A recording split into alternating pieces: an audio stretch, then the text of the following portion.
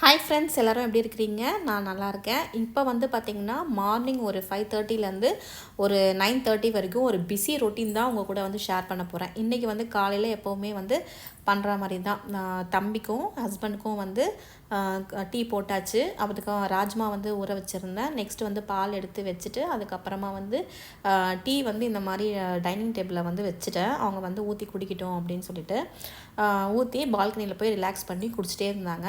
அதுக்குள்ளே நான் வந்து இந்த பக்கம் வந்து பார்த்திங்கன்னா பாஸ்தா தான் வந்து காலையில் பிரேக்ஃபாஸ்ட்டுக்கு வந்து ரெடி பண்ணேன். ஸோ பாஸ்தா வந்து இந்த ஸ்ப்ரிங் மாதிரி இருக்கு இல்லையா, இந்த பாஸ்தா தான் வந்து கொடுக்கலாம் அப்படின்னு சொல்லிட்டு அது வந்து பாயில் பண்ணிவிட்டு கொஞ்சம் வந்து மசாலா வந்து ஆட் பண்ணி விட்டுடலாம் அப்படின்ட்டு. இது வந்து பார்த்திங்கன்னா இந்த ராஜ்மா வந்து ஒரு 3 விசில் பக்கம் விட்டுட்டேன்.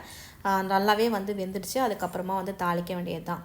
ஸோ சாப்பிட்றதுக்கு வந்து ஆப்பிளும் ஸ்கூலுக்கு வந்து குக்கும்பரும் அப்படின்னு வந்து பிளான் பண்ணியிருந்தேன். சரின்னு சொல்லிவிட்டு இந்த பக்கம் வந்து பாஸ்தாக்காக வெங்காயம் தக்காளி எல்லாம் வந்து வதக்கிட்டு மசாலா வந்து போட்டுட்டு கெச்சப்லாம் வந்து போட்டுட்டு பாஸ்தா வந்து இப்போ இப்படி தான் வந்து இருந்தது. பசங்களுக்கு வந்து ஸ்கூலுக்கு கொடுத்து விட்டாச்சு. ஸோ இப்போ சாப்பிட்றதுக்கு கிட்னி பீன்ஸ் வந்து ரெடி பண்ணி வச்சுட்டேன். ஸ்கூலுக்கு வெள்ளரிக்காவும் வந்து கட் பண்ணி வச்சாச்சு ஒரு பக்கம். ஸோ இது கூடவே வந்து ஆப்பிளை வச்சு சாப்பிட்றதுக்கு காலையில் கொடுத்துட்ட உடனே பசங்க வந்து கிளம்பி ஸ்கூலுக்கு போயிட்டாங்க. ஸோ கீழே பாருங்கள், நான் மேலேருந்து பாய் காமிக்கணும்னு சொன்னாங்க, அதனால் டாட்டா காமிச்சிட்ருக்கேன்.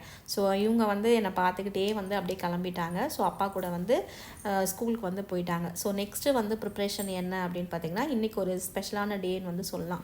ஸோ எங்கள் மாமனாரோட நினைவு நாள், அதனால் வந்து அவருக்கு வந்து வடை பாயாசத்தோடு படைக்கணும் அப்படின்னு சொல்லிட்டு ரெடி பண்ணிகிட்டு இருந்தேன். ஸோ ஒரு பக்கம் வந்து குக்கரு சாப்பாடு விசில் 2 குக்கரில் வந்து சிறுபருப்பு பாயாசம், அதுக்கப்புறமா வந்து ஒயிட் ரைஸு, கொஞ்சம் வடை, அதுக்கப்புறமா வந்து சாம்பார் இதான் வந்து வச்சேன். பொரியல் வந்து எதுவும் வேண்டாம், வடையே ஓகே அப்படின்னு சொல்லிட்டாங்க ஹஸ்பண்டு.